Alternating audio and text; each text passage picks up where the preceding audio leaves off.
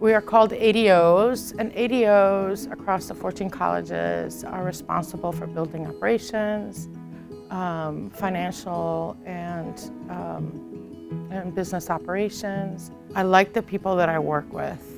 They're incredibly welcoming.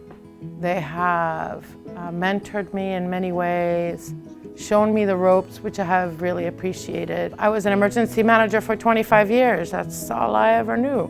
And so coming into this position, I was nervous, but they took me under their wing, made sure that I understood and knew my role and what this position brings to the colleges.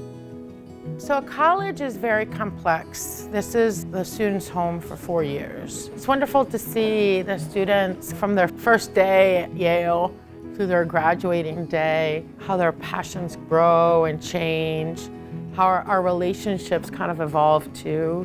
It's a wonderful thing to see these bright, young, creative, curious people who are going to be out there pursuing positions, and it gives me a lot of hope that they'll be out there solving our big world problems that we have.